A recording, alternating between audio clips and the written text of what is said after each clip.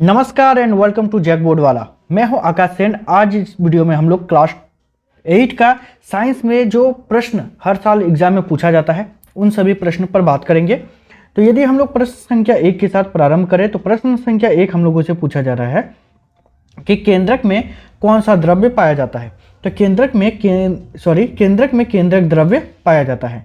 ठीक है, आगे यदि हम लोग प्रश्न संख्या 2 पर बात करें तो प्रश्न संख्या 2 हम लोगों से पूछा जा रहा है कि जंतु कोशिका में क्या अनुपस्थित होता है। तो जंतु कोशिका में जो है कोशिका भित्ति अनुपस्थित होता है। ठीक है, प्रश्न संख्या यदि हम लोग 3 पर बात करें तो प्रश्न संख्या 3 हम लोगों से पूछा जा रहा है कि क्लोरोप्लास्ट किस में पाया जाता है। तो क्लोरोप्लास्ट जो है वो पौधा कोशिका में पाया जाता है।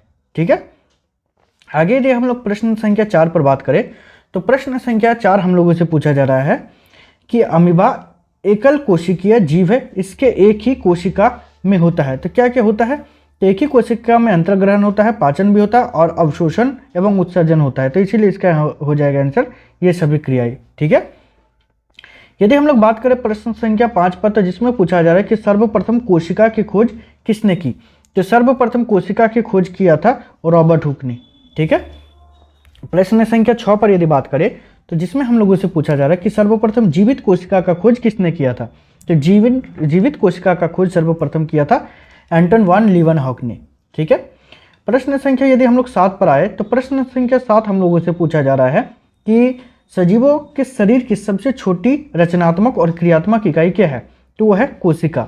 ठीक है, प्रश्न संख्या 8 पर बात करें तो प्रश्न संख्या 8 हम लोगों से पूछा जा रहा है इनमें से आकार में सबसे छोटी कोशिका किसकी है। तो सबसे छोटी कोशिका यहाँ पर जो दिया गया है वो है माइकोप्लाज्मा जीवाणु का।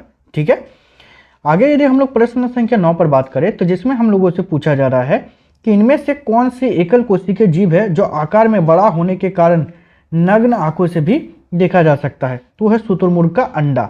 ठीक है, प्रश्न संख्या यदि 10 पर आए तो प्रश्न संख्या 10 हम लोगों से पूछा जा रहा है कि कोशिका के सबसे बाहर का आवरण या घेरा क्या कहलाता है। तो इसको कोशिका झिल्ली कहा जाता है।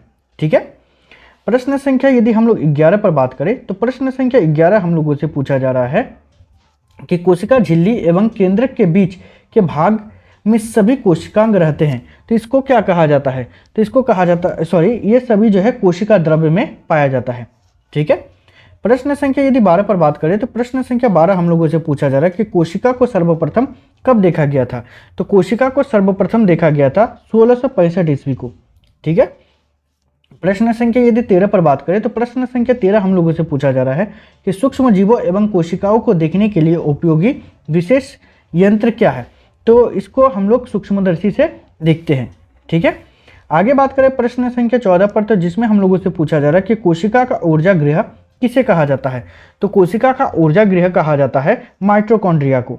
ठीक है, प्रश्न संख्या 15 जिसमें हम लोगों से पूछा जा रहा है कि एक कोशिकीय जीव का उदाहरण निम्नलिखित में से कौन सा है। तो यह है अमीबा का। ठीक है, यदि हम लोग प्रश्न संख्या 16 पर बात करें तो प्रश्न संख्या 16 पूछा जा रहा है कि कोशिका में गुणसूत्र कहाँ पाए जाते हैं। तो कोशिका में गुणसूत्र पाया जाता है केंद्रक में। ठीक है, प्रश्न संख्या यदि 17 पर बात करें तो जिसमें पूछा जा रहा है कि समान कोशिकाओं का समूह जो एक विशिष्ट अंग का निर्माण करता है तो उसे हम लोग क्या कहते हैं। तो उसे हम लोग कहते हैं ऊतक। ठीक है, देखिए ये था पहला चैप्टर का। उसके बाद दूसरा चैप्टर पर बात करें जो एग्जाम में बहुत बार पूछा जाता है। तो दूसरा चैप्टर पर स्टार्ट करते हैं जो पूछ रहा है हम लोगों को एक मुलायम धातु जिसे चाकू से काटा जा सकता है तो उसको हम लोग सोडियम कहते हैं। ठीक है, आगे यदि बात करें हम लोग प्रश्न संख्या 2 पर तो जिसमें हम लोगों से पूछा जा रहा है कि एक उच्च आघात वर्धीनता धातु जिसका उपयोग खाद्य पदार्थों को पैक करने के लिए किया जाता है तो उसको हम लोग कहते हैं एल्युमिनियम, मतलब एल्युमिनियम का इस्तेमाल किया जाता है। ठीक है, प्रश्न संख्या यदि 3 पर बात करें तो जिसमें कह रहा है कि एक अधातु जिसमें चमक होती है तो एक अधातु जिसमें चमक पाई जाती है उसको हम लोग आयोडीन कहते हैं। ठीक है, आगे यदि हम लोग बात करें प्रश्न संख्या 4 पर तो जिसमें पूछा जा रहा है कि किस धातु की भौतिक अवस्था द्रव रूप में होती है। तो किस धातु की भौतिक अवस्था द्रव के रूप में होती है। तो इसका आंसर हो जाएगा आप लोगों का पारा। ठीक है, प्रश्न संख्या यदि 5 पर आए तो प्रश्न संख्या 5 हम लोगों से पूछा जा रहा है निम्नलिखित में से किसको पीट कर चादर में परिवर्तित किया जा सकता है। तो यहाँ पर जो दिया गया है उसके अनुसार हम लोग जिंक को पीट करके चादर में परिवर्तित कर सकते हैं।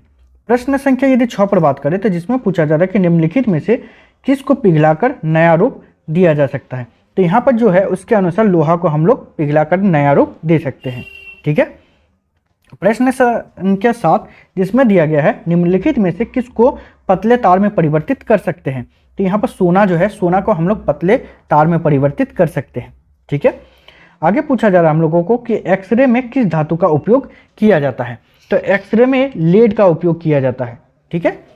प्रश्न संख्या 9 जिसमें हम लोगों से पूछा जा रहा है कि किस धातु का उपयोग जल के शुद्धिकरण में होता है? तो जल के शुद्धिकरण के लिए हम लोग किस धातु का उपयोग करते हैं? तो क्लोरीन का उपयोग करते हैं। ठीक है।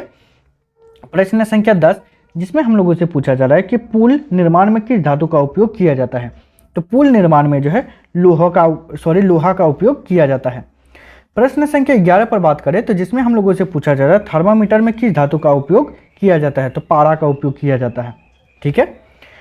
यदि हम लोग बात करें यहाँ पर प्रश्न संख्या 12 पर, तो जिसमें पूछा जा रहा है कि झारखंड के जादूगोड़ा में किस धातु की प्रचुर मात्रा पाया जाता है? तो जादूगोड़ा में सबसे ज़्यादा मात्रा में पाया जाता है यूरेनियम। ठीक है। यदि हम लोग बात करें प्रश्न संख्या 13 पर, तो प्रश्न संख्या 13 पूछा जा रहा है कि झारखंड में किस जिले में सबसे अधिक अभ्रक मिलता है? तो झारखंड के किस जिले में सबसे अधिक अभ्रक मिलता है? तो इसका आंसर हो जाएगा आप लोगों का कोडरमा। ठीक है। प्रश्न संख्या यदि हम लोग बात करें 14 पर, तो प्रश्न संख्या 14 पूछा जा रहा है झारखंड के किस जिले में एल्युमिनियम अयस्क की प्रचुर विद्यमान है? तो एल्युमिनियम अयस्क जो है लोहरदगा में सबसे ज़्यादा मात्रा में पाया जाता है। प्रश्न संख्या यदि 15 पर बात करें तो जिसमें पूछा जा रहा है कि वनस्पति घी के उत्पादन में किस अधातु का उपयोग किया जाता है? तो हाइड्रोजन का उपयोग किया जाता है। ठीक है। प्रश्न संख्या यदि 16 पर बात करें तो जिसमें हम लोगों से पूछा जा रहा है कि अंतरिक्ष शोध में किस धातु का उपयोग किया जाता है? तो वो है सोडियम। ठीक है। तो देखिए ऐसे ही और भी वीडियोस चाहिए जो आप लोगों को एग्जाम में काफ़ी हेल्प करे, तो आप लोग चैनल को सब्सक्राइब कीजिएगा और मेरा मोटिवेशन लेवल को बढ़ाने के लिए अपना फ्रेंड के साथ शेयर जरूर कीजिएगा। ठीक है। तो इस वीडियो में इतना ही, मिलते हैं नेक्स्ट वीडियो में, तब तक के लिए बाय, थैंक यू।